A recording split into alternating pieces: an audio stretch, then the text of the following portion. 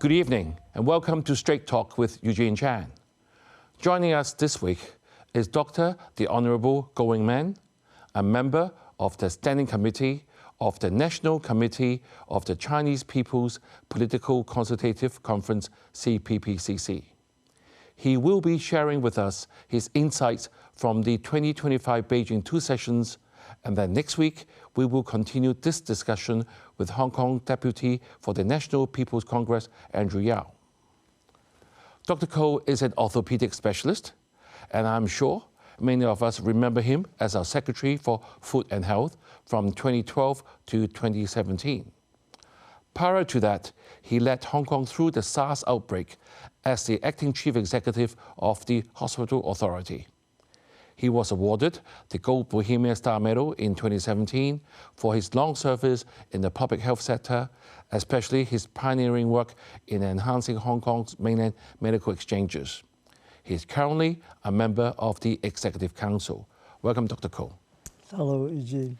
So happy to have you to the show after 3 years.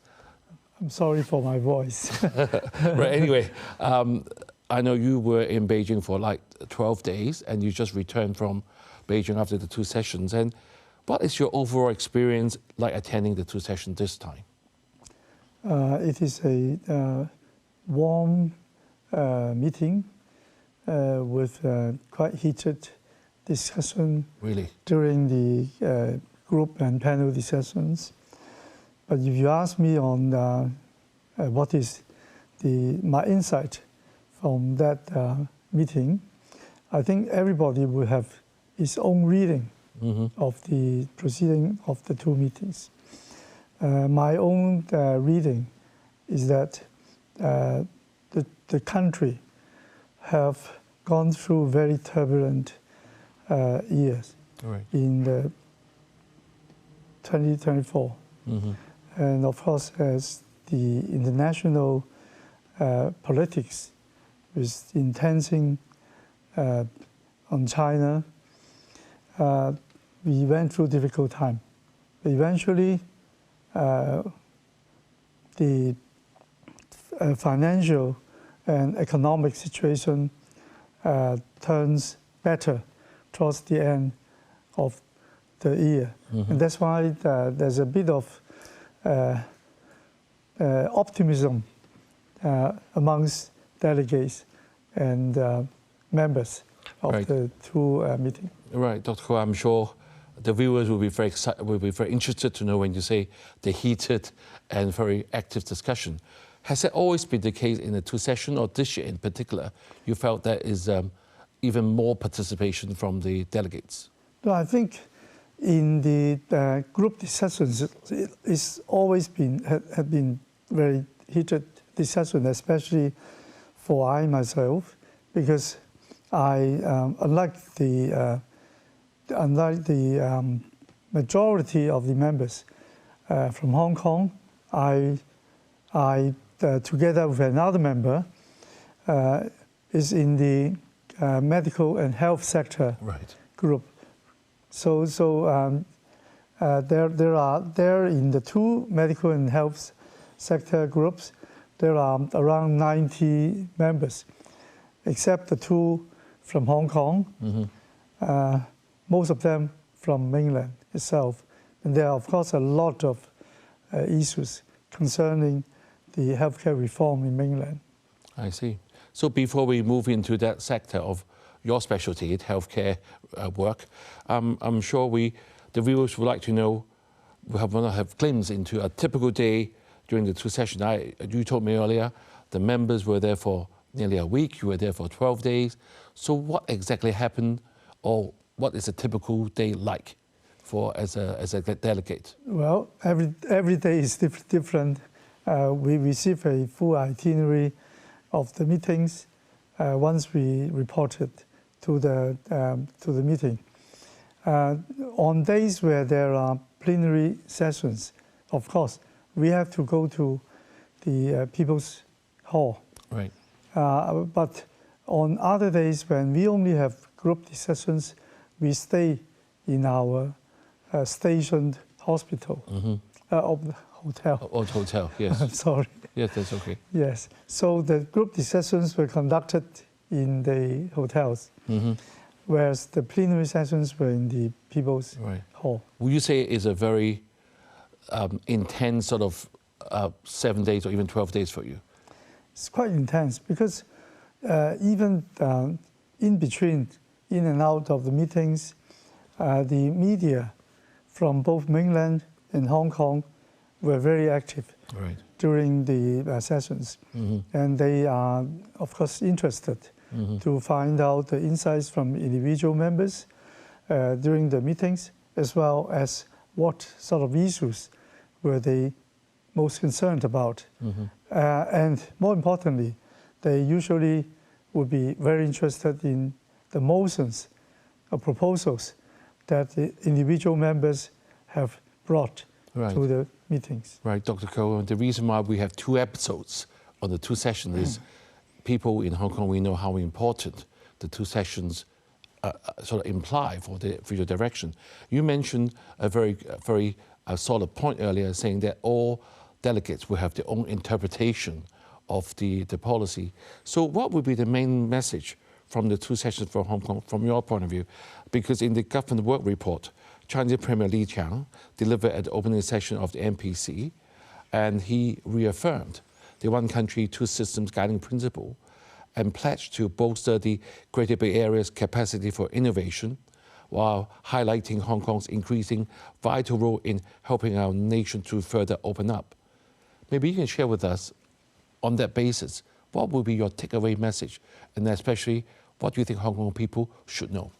Now, you know, every year when the Premier was delivering his government report, everybody from Hong Kong and Macau perhaps would pay exceptional attention to what the Premier is going to say about the Hong Kong, Macau, and one country, 2 system arrangement.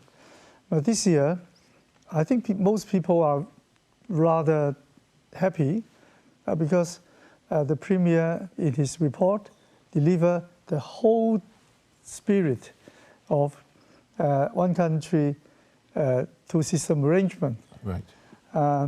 As well as if you add together what our chairman delivered in Macau when he attended the 25th anniversary celebration of Macau's reunification, he added very important connotation to the one country, 2 system arrangement, which is firstly that the arrangement is the best arrangement for Hong Kong in order for Hong Kong to maintain a long-term stability and economic development. And secondly, he also reiterates that the system is very important in order that Hong Kong can contribute to the development of the country itself into a modern nation. And thirdly, which I think is even more important, is that the chairman considered that the arrangement can serve as an example for other countries and other places where people are living in 2 different political systems, societal arrangement, and economic system can stay together harmoniously. And therefore, this can be the model of the resolution of a lot of geopolitical matters, not only in Hong Kong or in our own country. Well, that's a very strong message, isn't it? I mean, especially when you look at the world right now, there's a lot of so-called conflicts happening, and in Hong Kong and mainland, we are the same country. Even with the 2 systems, we can live harmoniously and we can sort of help one another as well. And more importantly, Vice Premier Deng, when he visited the Hong Kong delegation, reiterate that it is most important for Hong Kong to be able to maintain its overseas ties. Right. The connectivity with the international community, especially in the area of finance, economy, trading. But for us professionals, we also think that it is very important for us to be able to maintain our ties internationally with other professionals of other countries. Right, okay, Dr. Koh, let's take a short break now. We'll be right back and talk to you more about what Dr. Koh has his insights for.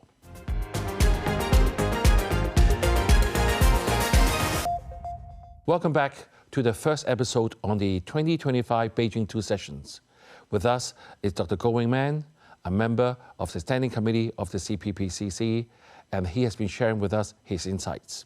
So, Dr. Koh, I think one very important message at the end of the part 1 was Hong Kong's connectivity to the rest of the world. This is what we should be doing, and I suppose that's what we are good at. So you are a specialty in our healthcare profession. So how can Hong Kong leverage our own world-class healthcare system and international expertise to contribute to the overall development of mainland China? Because this is something that we have been trying to do. And maybe you can share with our viewers how world-class is Hong Kong's healthcare system in respect to the rest of the world and also to our motherland. Now, for us in Hong Kong, the healthcare system in Hong Kong has always been recognized by international bodies as one of the most, if not the most, efficient healthcare delivery system. And of course, that has also something to do, that was, of course, one of the reasons as well, accounting for the fact that the life expectancy for Hong Kong people is always top in the world. And in this regard, I think we have a very well-managed healthcare system with people very experienced in healthcare management, hospital management, and which is always a very important topic when it comes to interflow between healthcare sector of Hong Kong and the mainland. In fact, since 20 years ago, Hong Kong health services executives has been invited to mainland China for sharing. And the mainland also wants to improve its health services management as well as hospital management. So I'm particularly interested since my retirement from the government in the integration of healthcare system between Hong Kong and the Bay Area. Mm-hmm. I consider it very important for us to be able to bring our expertise in health services management to integrate with that of the mainland professionals. Now, in recent years, we all know that the medical standards of mainland have been catching up very fast, both in terms of the clinical practice standard as well as the development in the areas of biomedical medicine, biological medicine. So I think together, we, with the Great Bay Area, can develop the total system into a more efficient one with good quality assurance. Right. And therefore, we should end the discussion of whether you could see people coming to Hong Kong from mainland for medical treatment or vice versa. Together, we can actually create a platform where our excellence in healthcare services and medical services can attract people from other parts of mainland as well as Asia Pacific Right. and internationally. Right. So, Dr. Koh, I think just now you have given us a very good overview of what's happening between Hong Kong and the Greater Bay Area, especially some pictures flashes back during the COVID time. We had the support from the mainland medical team to help us during that difficult period. And so, we have more and more people crossing the border, spending time over in Shenzhen or out of other cities. But you often hear that people, even if they want to retire on the mainland, they're always coming to Hong Kong for medical services. So what you're saying is you don't have to anymore. Is that what you're implying? I think with the escalation in the clinical standard in mainland China, as well as the improvement in connectivity, both in terms of payment arrangement, electronic healthcare records, and the people who are living in the Bay Area would see less and less need for returning to Hong Kong, especially when they have urgent medical needs. But of course, when it is an elective condition, people from both sides can always elect according to your preference as well as financial means to go to anywhere to seek medical treatment. I would hope that the systems, the cultures, and the standards on both sides will be more and more harmonized in the future. Right, just now before our interview, we were chatting about the efficiency of the Hong Kong medical system as compared to the one in so-called Canada or the UK. Looks like people in Hong Kong are very fortunate to have such an efficient system. When I was saying that, I don't mean that there is no complaint about the healthcare system in Hong Kong. There are still. But I think in terms of efficiency, and particularly in terms of utilization of resources from the government, the hospital authority has been setting priorities in healthcare treatment so that for people who have urgent medical needs or serious medical conditions, they can always rely on our healthcare system. Whereas for other systems, whereas for other situations where it is less urgent or more elective, so to speak, then you should have more choice. Right. So, Dr. Koh, let's move back to the government work report at 2 sessions where it says new quality productive forces such as biomanufacturing, quantum technology, AI, and even 6G telecommunications as a major task for 2025. Hong Kong is known for advanced and sort of in medical research. Do you see Hong Kong be able to apply such direction into our healthcare sector from your point of view, with AI especially? Firstly, we indeed saw tremendous and rapid development in the technology aspect, AI, robotics, etc. But in terms of medical research or biomedical research, Hong Kong has long been a recognized hub in international community for clinical research. In fact, Hong Kong is a very important member when it comes to multinational research initiative in the development of new drug and new medical technology.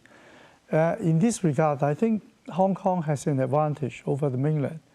So I think it's now in the mind of many people that Hong Kong can attract multinational pharmaceuticals and other medical technology development initiative to come to Hong Kong in terms of setting up research centers, because Hong Kong has already got a very good base for clinical research, and Hong Kong clinicians and academics are well renowned.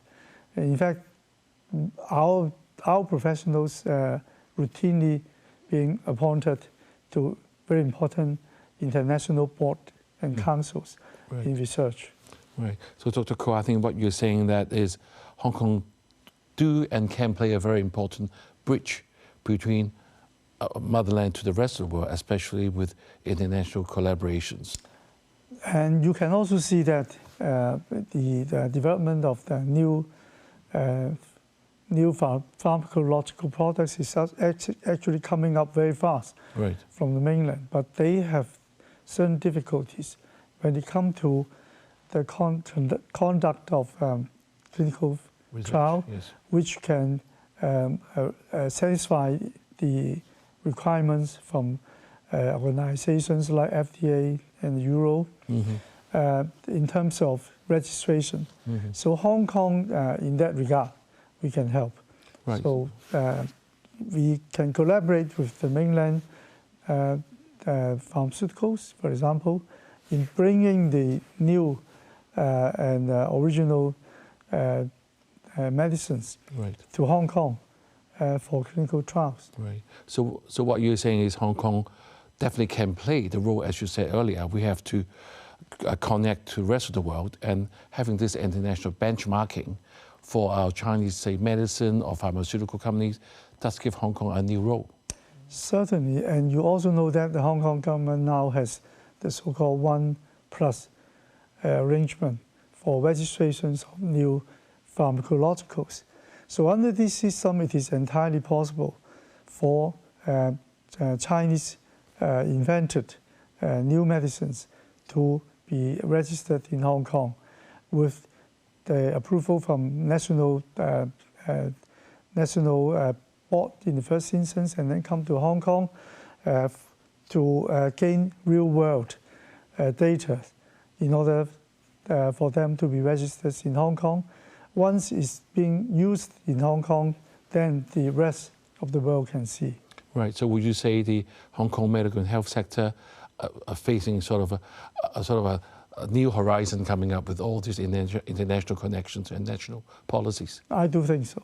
Right. So a very bright future for the Hong Kong medical profession. We have to work hard. Of course. Right. So thank you, Dr. Koh, for sharing your insights from the two sessions with us.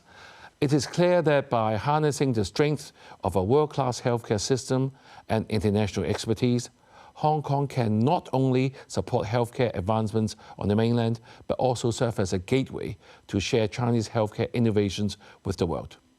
Don't miss next week's episode, where we will explore more policies from the two sessions. Have a good evening and see you next Tuesday.